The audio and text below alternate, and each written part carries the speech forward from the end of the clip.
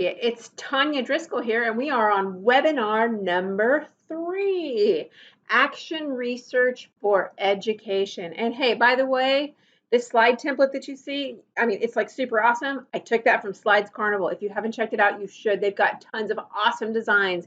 You can do so much with what they have there. So check out Slides Carnival.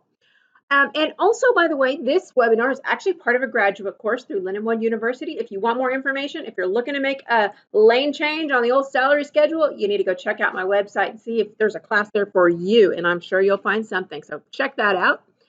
And let's get started with a quote, okay? I love this. No research without action, no action without research. But when you think about that, research requires you to take action. You must do something about a problem. And really, you shouldn't take action without some research or without at least understanding the research. If you're just acting just because, well, hey, I feel like it, you're not going to be as effective as you could be. So action research, it sounds like more work, right? And it is. So why would you do it? Well, you can improve your practice. I mean, you can get better as a teacher. So whatever problems you're having, there's a solution. You may not know about the solution yet. There's a solution. You can have the classroom of your dreams. I promise you that. You can follow your passions. So action research is something you decide to do, and you decide what direction it's going to go. So you can pick the thing that you're most interested in. It makes change more manageable. And right now, at this time in education, it's 2019 right now that I'm making this video. I mean, the change is incredible. The change is not just happening in education, it's happening everywhere, okay? Massive amounts of change. But when you use action research as your focus, it makes that change more manageable because you have this other purpose. You know, you're asking, is the change actually helping students? You're a teacher and you're not a scientist and you're not in a lab and you're not being paid to do this. So it doesn't have to be perfect, okay? Does not have to be perfect. And it opens you up to collaboration because actually once you get on a hot trail, you're going to want to talk about it. You're going to go talk to someone else who maybe did that or maybe should try it, and it really opens you up to conversations. Okay, so here's kind of the overview, and what I'm going to go and do is actually explain each part to you, and then I'm going to show you an example. Okay, so we're going to really lay that out to make sure you understand how action research works and how to do it properly. So the first thing is you've got to come up with the focus area or your problem. So you got to figure out what it is you're going to study. Then you've got to do a lot of research and planning. This is probably the most time consuming of this cycle. It's just really getting a plan laid out, seeing what has been done, what worked, and then getting and preparing to implement that. Then you go ahead and implement it and you're observing and you're collecting data. And then you'll look at that data and you'll evaluate, did it make a difference? And what am I going to do about it? Okay, so let's start with selecting a focus or a problem. You're going to have to ask yourself a lot of questions here. So you really need to kind of use these techniques to help you to really focus in on something. You could think, I mean, is there something happening in your whole school and it's like just ruining things? Maybe it's a big problem and you could collaborate with other teachers.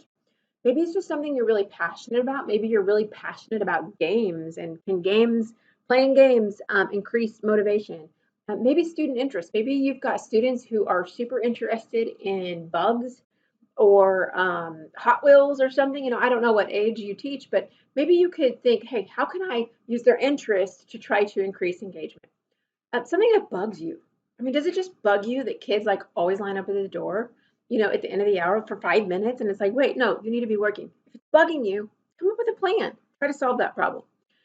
Maybe it's something you believe in, that you just really deeply believe in something, or it's a new idea you heard at a conference, and you're going to just really focus in and see if it really does make a difference. To help you narrow it down, see if so. Once you get an idea, you're like, yeah, I think I'm going to focus in on Hot Wheels.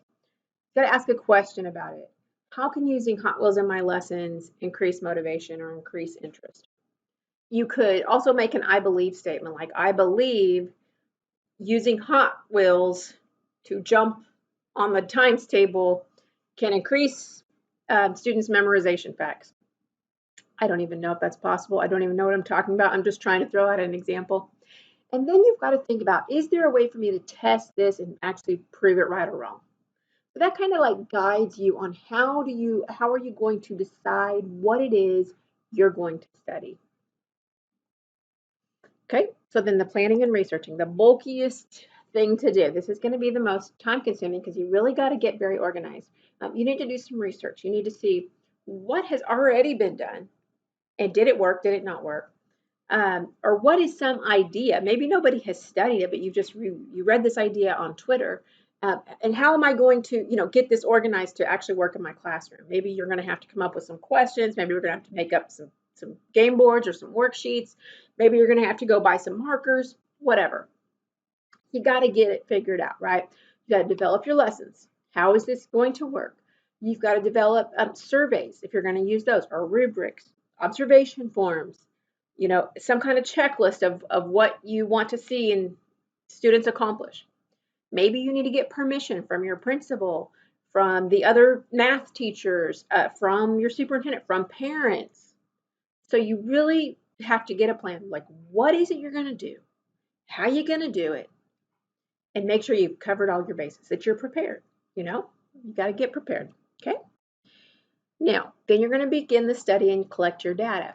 So to run the experiment to the best of your ability that you can, you could use surveys. So you could survey students before and after. You could do pre and post tests. So what did they know before? What do they know after? You could also compare two different sets of students. So like one student got the treatment, one student didn't. You could use rubrics. And maybe compare those, two different sets of kids.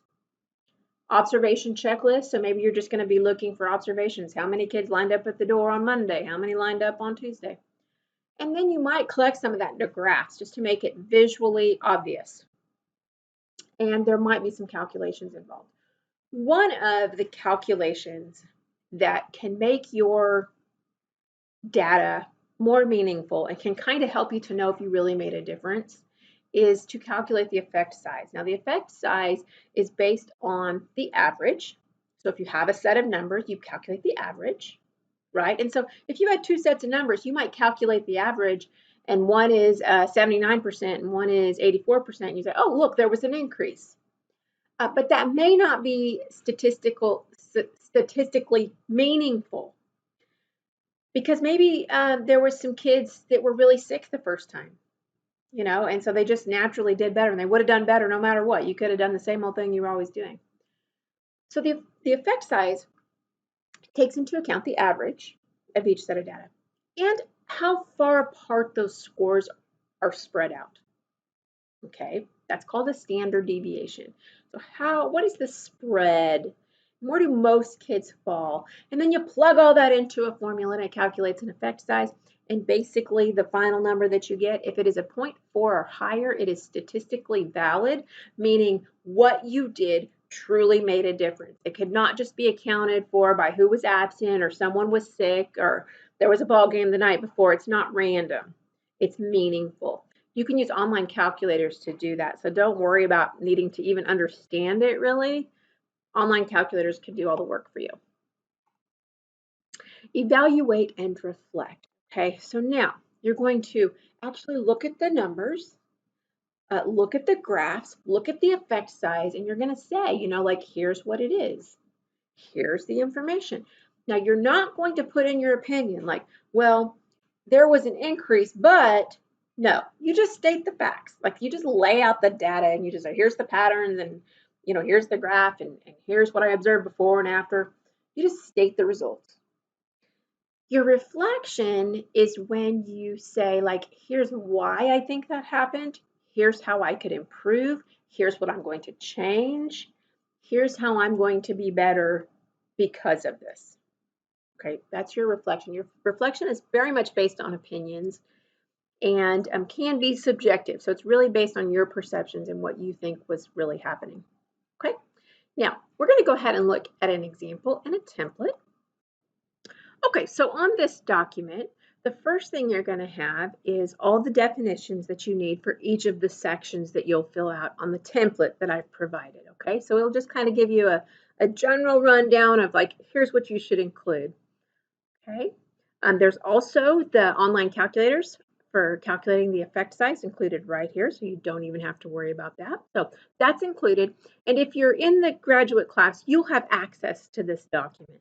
So you will be able to go make a copy and what have you. Okay, now here's an example, and this is completely made up.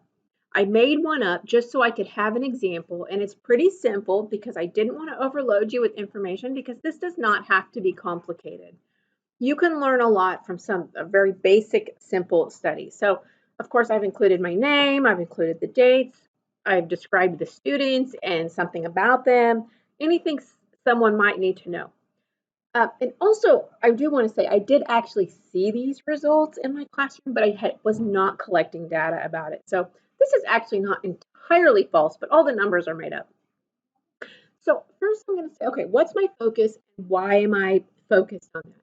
I'm choosing to research student engagement and motivation.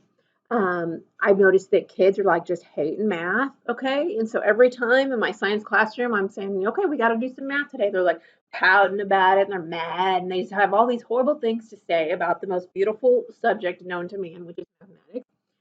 And it's like really bugging me because they've totally missed the point about the beauty of mathematics. And so, anyway, I thought, well, um, what can I do to try to increase their engagement? I tried gamification.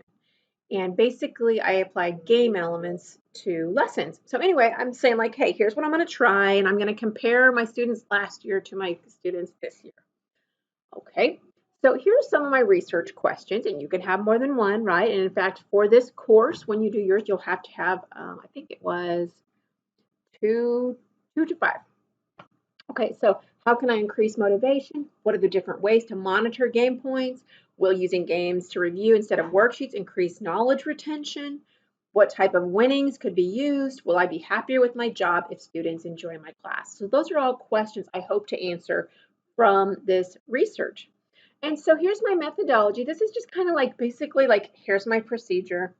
Here's what I found. I included links to it. Like here's what I found, and here's my lesson plans. Here's what I'm going to do. And here's kind of like my checklist of what I need to get done for this project. You'll notice it's only 6 steps. Okay, then collecting data.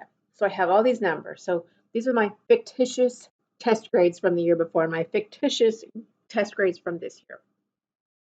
You'll need to have all the scores as well as how many students.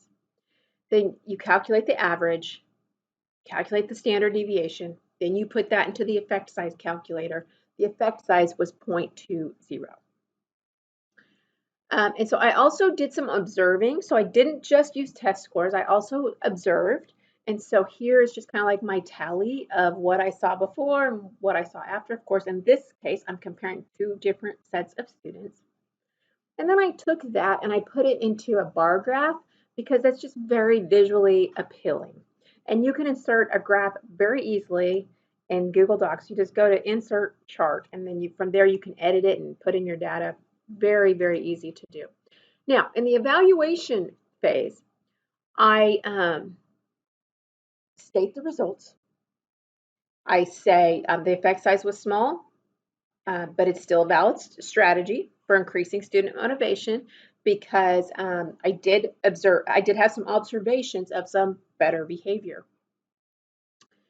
It did show an increase in student interest and teacher happiness. And actually there was an increase in student off-task behavior. So I put that in there because sometimes the data is not going to make sense, but it's still what you did and it's still the results. And you'll be tempted to just think, maybe I should just eliminate this. Maybe I did something wrong. I counted wrong. You include it. It's okay, right? So I go on to explain what I believe that was caused from. And then here's my reflection. I plan to implement this full gaming strategy now that I've done this and I saw how excited the kids were and how happy I was. And I was energized. And I go on to just kind of give my feelings about it. And actually I do totally gamify my classroom and it actually really did make a big difference. I don't have data to support that, but I can tell you from my own observation, if you can do some gaming in your classroom, you should. The kids love it. It gives them that extra meaning for like, why am I doing this? Sometimes there's not an answer. Why are you doing this? Like, I don't really know. And it's like, oh, because it's for game points. And oh, because you'll get to try trash ball. Oh, shoot, let's get this done. Believe me, it works. So here's the template that you will use. So you can just copy this and then you will fill in your information, and that is how you do action research. You will not regret it because it's going to improve your teaching practice. You're not going to go home tired at the end of the day anymore because you're going to solve all your problems through some action research. You're going to have the best job in the world.